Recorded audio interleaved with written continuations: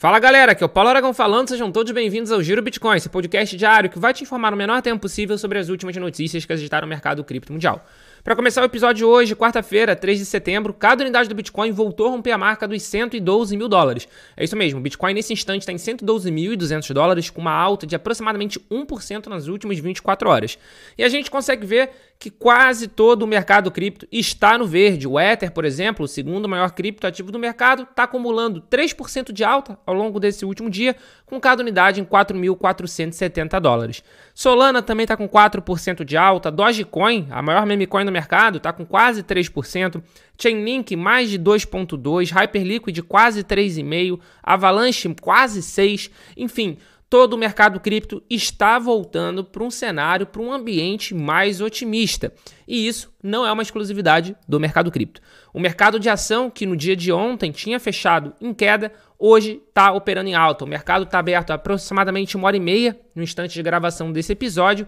E nesse instante o S&P 500 está operando em alta de 0,57%, a Nasdaq de 0,92% e o Dow Jones em ligeira queda de 0,17%. A gente consegue ver ali o Google valorizando mais de 8% nesse dia, em 1h30, o que para uma ação tradicional é uma alta extremamente relevante. Então a gente consegue ver que o mercado financeiro de renda variável, de uma forma geral, está otimista no dia de hoje, está operando de uma forma bem positiva. E isso a gente viu, acabou vendo reflexo já desse otimismo chegando no ETF de Bitcoin Spot no dia de ontem. A gente teve um forte dia de inflow. Somando todos os ETFs dos Estados Unidos, a gente teve um inflow de 2.996 unidades de Bitcoin. Lembrando que o dia de ontem, terça-feira, foi o primeiro dia de negociação nos Estados Unidos nessa semana, porque na segunda-feira foi o Labor Day, foi o dia do trabalho, então não teve bolsa aberta. Mas se a gente teve inflow no ETF de Bitcoin Spot, o mesmo a gente não pode falar do ETF de Ether Spot. A gente viu uma saída, a gente viu um outflow, segundo dia consecutivo de outflow, de 31.370 ETH, o que em dólar americano deu cerca de 135,3 milhões de dólares. Era natural a gente acabar vendo isso. No dia de ontem, apesar do Bitcoin estar se mostrando resiliente, a gente viu o Ether perdendo valor, o Ether tendo uma maior instabilidade do que o Bitcoin, o que é algo plenamente natural. Então, era natural que a gente acabasse vendo uma maior saída no ETF de Ether Spot. Mas essa saída do ETF de Ether Spot acabou sendo suprida pelas reservas estratégicas de ETH de instituições de empresas. A gente noticiou aqui ontem, no Giro Bitcoin de ontem, que a Yunfeng Financial, que é uma empresa ligada ao Jack Ma da Alibaba, comprou 10 mil unidades de ETH, mas também no dia de ontem a Bitmine comprou 74.300 ETH, a Sharp Link Gaming comprou 39 mil ETH, a The Ether Machine comprou 150 mil ETH. Então a gente vê que essas empresas de tesouraria de Ether conseguiram suprir a saída que a gente teve no dia de ontem nos ETFs. Então, se o ETF deu uma leve corrigida, a reserva estratégica de Ether seguiu crescendo e num ritmo mais acelerado do que a saída do ETF, o que, sem sombra de dúvida, é uma boa notícia. E isso é algo que a gente tem visto. As associações, as instituições, as empresas comprando cada vez mais criptomoedas. Eu digo criptomoeda, é criptomoeda diversa. A gente tem, por exemplo, a Tron Inc., que é uma empresa listada na Nasdaq, comprando mais 110 milhões de dólares em TRX, porque agora a Tron Inc. é justa, pelo que nem você pode perceber pelo próprio nome, é uma empresa de tesouraria de Tron. Agora eles compraram mais 110 milhões de dólares, tem ao total aproximadamente 220 milhões de dólares. Tron, que nas últimas 24 horas está com uma alta de 0,67%, com um valor unitário de 34 centavos de dólar. E essa não foi a única mudança que a gente viu ali em empresas da Nasdaq. No dia de hoje, dia 3 de setembro, a gente tem a empresa de mineração de Bitcoin e de tesouraria de BTC, que tem a família Trump por trás, iniciando as negociações. O nome da empresa é American Bitcoin Group e está sendo negociado na Nasdaq sob o ticker ABTC. E eles já são o 25º maior detentor corporativo do mundo, porque eles têm 2.443 unidades de Bitcoin. Então, a negociação começou ao longo do dia de hoje. É uma ação que já está valorizando e é uma ação que tem por objetivo, é uma empresa que tem por objetivo principal ser tesouraria de BTC, mas também investir em mineração. Muito provavelmente esse investimento de mineração vai ter como objetivo fornecer mais Bitcoin para a tesouraria, mais Bitcoin com custo menor, com custo de mineração, sem precisar fazer essa aquisição propriamente dita. Muito legal, e a gente está chegando na ordem de 1 milhão de BTC em empresas listadas em bolsa ao redor do mundo. Atualmente a gente já tem 999.666.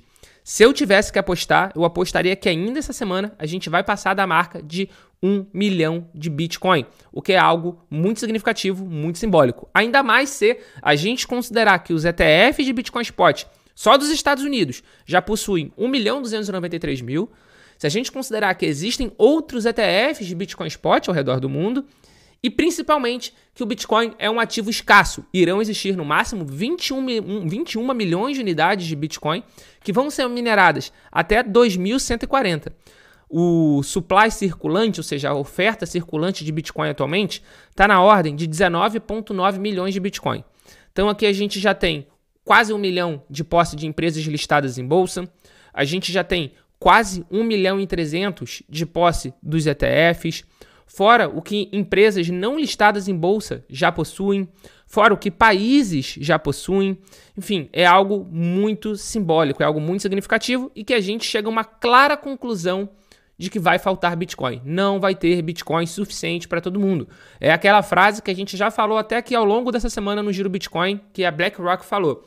Se cada milionário dos Estados Unidos ligasse agora para o seu assessor financeiro e falasse, compra um Bitcoin para mim, não teria Bitcoin suficiente, não teria Bitcoin disponível para todo mundo.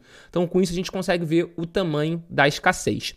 Dando prosseguimento ao episódio de hoje e falando agora do Brasil, um relatório novo da Chainalysis colocou o Brasil como o 5º maior em adoção de criptoativos no mundo. Primeiro colocado seria a Índia, segundo colocado os Estados Unidos, terceiro colocado Paquistão, depois o Vietnã e depois o Brasil. Vale ressaltar que a gente também começa a ver a América Latina ganhando ainda mais força.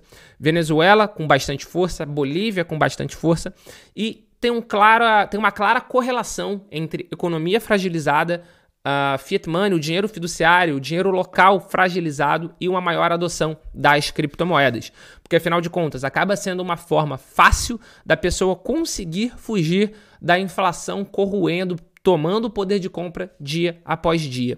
E isso, inclusive, a gente vê também em negociações de stablecoins. O USDT, por exemplo, em diversas vezes é a moeda mais negociada no Brasil. O USDT, que é emitido pela Tether, e é uma stablecoin de dólar americano. Porque acaba sendo uma forma muito simples, muito barata de você conseguir se expor em dólar americano. Mas um relatório divulgado pela BitBank, uma das maiores corretoras, uma das maiores exchanges brasileiras, falou que ao longo desse último mês, as negociações de Ether ofuscaram um pouco BTC e ETH. O relatório mensal assinado pelo analista de criptoativos da BitBank, a Sara, baseado em dados do aplicativo de monitoramento Biscount, apontou que o mercado cripto brasileiro acompanhou os movimentos globais em agosto. Abre aspas. Tanto o Bitcoin quanto o Ether tiveram seus maiores volumes na primeira quinzena, refletindo o impacto das falas do Fed sobre o possível corte da taxa de juros. No entanto, enquanto no mercado internacional a liquidez foi mais constante, no Brasil as negociações se concentraram em datas específicas, como 9, 10, 11, 24 e 26, revelando um fluxo ainda dependente de gatilhos pontuais. Vale ressaltar que a analista aqui da Biscount, a Sara Uska, é uma das grandes pioneiras assim, do mercado cripto brasileiro. Eu acho que desde que eu entrei no mercado cripto em 2016, eu acho que a gente já conversa, já tem contato, então é bastante legal esse relatório da Sara, bastante interessante esse relatório do BitBank assinado pela Sara, porque demonstra uma tendência que a gente já consegue ver através dos próprios reportes, dos próprios relatórios da Receita Federal. O USDT acaba sendo a criptomoeda mais negociada do Brasil, seguido de perto pelo BTC, e agora a gente consegue ver o ETH ganhando bastante força, que nem a gente tem visto também ganhando bastante força ao redor do mundo. Desde maio para cá, o ETH está com uma performance superior à performance do Bitcoin. E isso é muito significativo e é claro que o mercado brasileiro, em algum momento, iria acabar refletindo isso. E falando em Brasil, falando em stablecoin, o Banco Central do Brasil voltou a declarar que as stablecoins terão tratamento cambial. Integrantes do Bacen indicaram novamente, durante um seminário realizado na Câmara dos Deputados, que a proposta que regulamenta as stablecoins no Brasil deverá considerar esse tipo de transação como integrante das operações de câmbio. Abre aspas. Independentemente da tecnologia utilizada, se a operação tiver a estrutura econômica de câmbio, será tratada como um câmbio. As stablecoins têm uma conexão muito forte com as operações cambiais. Fecha aspas. Quem afirmou isso foi o consultor do Departamento de Regulação do Sistema Financeiro, o Antônio Marcos Fonte Guimarães. Então a gente consegue ver que muito provavelmente a gente vai ter mais um imposto em cima das criptomoedas, agora em cima da parte das stablecoins. Serão tratadas como um câmbio. Então, com isso a gente consegue ver, que é o que eu tenho mais debatido aqui, que o governo brasileiro vai buscar formas sim de aumentar ainda mais a arrecadação via tributo, via imposto. E para fechar o episódio de hoje, uma métrica que eu acho particularmente bastante interessante, em que eu postei hoje, dia 3 de setembro, mais cedo, lá no meu perfil de Twitter, o @paulo_aragão, que é uma métrica sobre a capitalização de mercado das stablecoins. Quanto mais stablecoin está emitida, quanto mais stablecoin em circulação, mais líquido o mercado cripto está. É claro que a gente não consegue falar que quanto mais líquido vai ter uma alta, mas a gente consegue ver também que isso é uma métrica, isso é um fator preponderante. E nesse momento a gente está alcançando topos históricos de capitalização de mercado das stablecoins. São mais de 284 bilhões de dólares em stablecoin, um valor recorde. Só nos últimos 30 dias, por exemplo, a gente consegue ver essa capitalização de mercado subindo quase 7%. E é um mercado amplamente dominado pela USDT, tem quase 60% de capitalização de mercado de todas as stablecoins. Mas, apesar disso, a gente consegue ver a USDC também atingindo recorde de capitalização do mercado, passando aí da marca dos 72 bilhões de dólares. Então, Tether continua nadando de braçada, continua ampliando a sua liderança, mas isso não quer dizer que as outras stablecoins também não estejam quebrando os seus próprios recordes, como é o caso da USDC emitida pela Circle. Essa é uma métrica bastante interessante que vale a pena a gente acompanhar. É claro que a gente não consegue cravar, obviamente, que isso gera um aumento do preço do Bitcoin, mas a gente consegue ver que quando, por exemplo, a Tether emite $1 bilhão de USDT em uma semana, isso representa uma injeção de liquidez na criptoeconomia, o que pode significar, o que pode causar sim uma alta ali no curto prazo. Esse foi o episódio do Giro Bitcoin de hoje. Muito obrigado pela sua companhia. E agora chegou a parte do episódio que eu vou pedir para você. Eu vou pedir ajuda. Se inscreve aqui no canal, dá o seu like se você estiver vendo pelo YouTube, tá escutando a gente ou vendo a gente por algum streaming de música, passa a seguir o podcast, deixa sua avaliação de 5 estrelinhas, que isso ajuda muito a continuidade do nosso trabalho. Muito obrigado pelo seu apoio, muito obrigado pelo engajamento que vocês têm tido em todas as plataformas e a gente já tem um encontro marcado aqui no nosso episódio de amanhã. Valeu!